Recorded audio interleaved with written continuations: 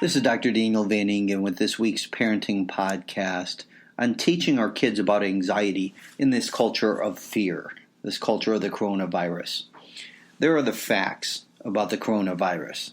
There are the precautions and safety measures. Then there is the anxiety. Now is a perfect time to discuss and teach our kids about anxiety. Difficult things are worsened by anxiety. The lens we view the world is tarnished by elevated fear and anxiety. Right now in our culture, there is a catastrophizing that is taking over. It's leading to cancellations of everything. If you want some simple psychology tools on dealing with anxiety, check out my book, Anxiety Disorders Made Simple. There are simple and straightforward tools that we can teach our kids that can help them counter this culture of fear.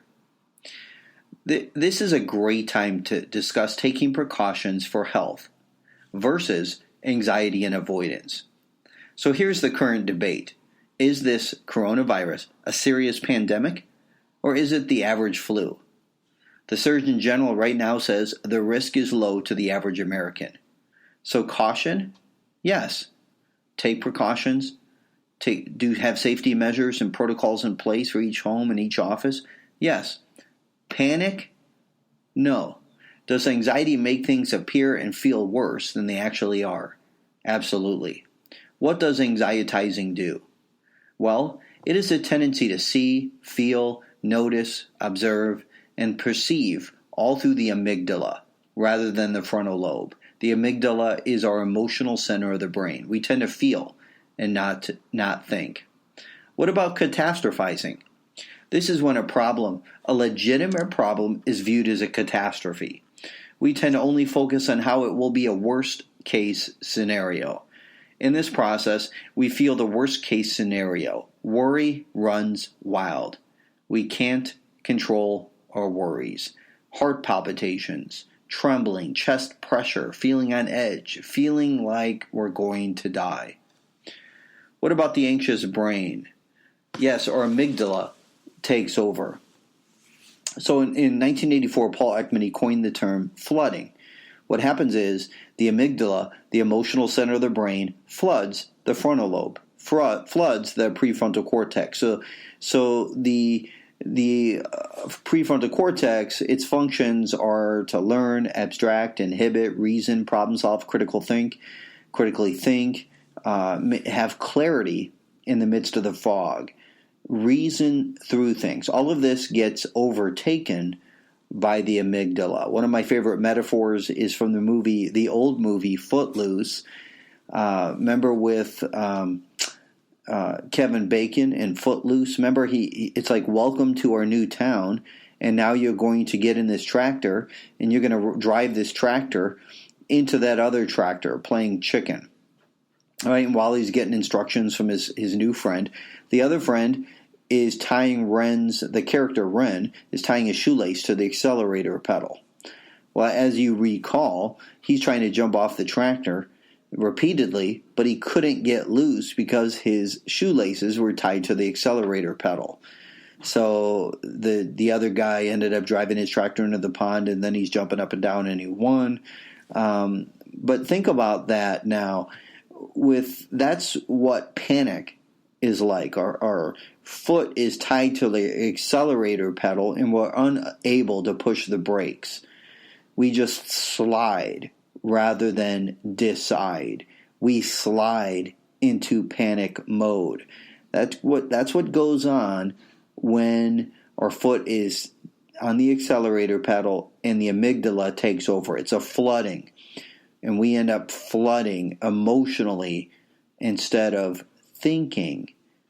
It's an emotional reasoning process, and we are sliding rather than deciding. We need to stop the brain. We need to get in the moment. We need to re-engage the frontal lobe. Here are some techniques that you can apply to re-engage the frontal lobe. Recite the alphabet backwards. Spell your kid's name backwards. Then think about one thing you are grateful for each kid, about this kid. We need to stop and smell.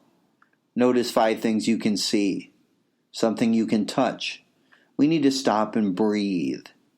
Inhale 4 seconds. Hold for 4 seconds.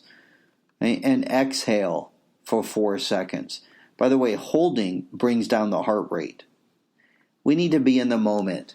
We need to breathe. We need to be mindful. We need to notice. We need to be grateful.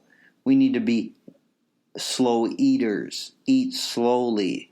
Chefs know the value of mindful eating. Each bite, savoring. We need to be able to savor and be present. Listen to one another and stop the brain's tendency to emotionally reason. And let's remember that the media can be sensationalistic. That means that the coverage of the coronavirus has been and will be sensationalistic. Sensationalism is a type of editorial tactic in mass media. So look up the definition. It's interesting. Events and topics in news stories are selected and worded to excite the greatest number of readers and viewers. Right? So there are words, and there's research that shows that vocabulary can activate the sympathetic nervous system in a more elevated way. And that's what goes on when the mass media is being sensational.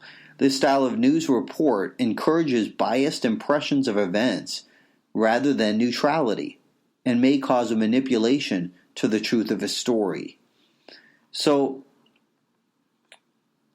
we have to remember that this sensationalism in the media can take a legitimate problem and make it a catastrophe, which has led to a ton of cancellations. I want to encourage you to be fearless. And to my fellow brothers and sisters of faith, A.W. Tozer says, a scared world needs a fearless church. And as Richard Crisco has pointed out, this is not a time to close doors. This is a time to open the doors and pray. It is a time for the church to be the house of prayer for all nations. These are supernatural days, and this is from Crisco, the demand for the supernatural to flow through the people of God. This is our time to arise. I am exploding with excitement and joy as I anticipate great things ahead, says Richard Crisco. So I want to encourage all of you. Now is the time to open the doors and pray. Pray for older adults. Many of them are scared. And with the sensational media, and it used to be that ESPN was an escape from CNN, but not anymore.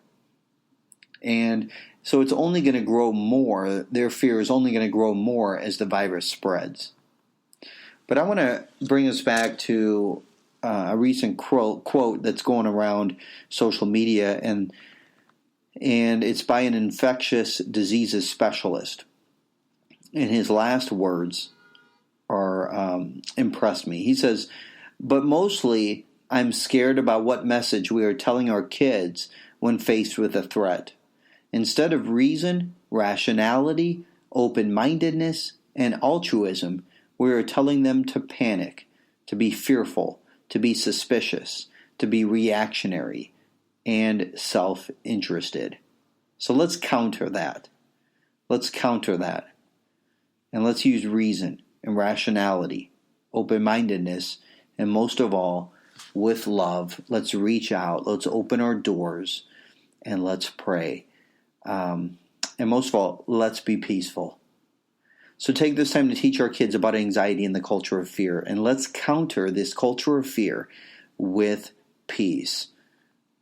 We can be peaceful. This is Dr. Daniel Van Ingen with this week's parenting podcast on teaching our kids about anxiety and this culture of fear.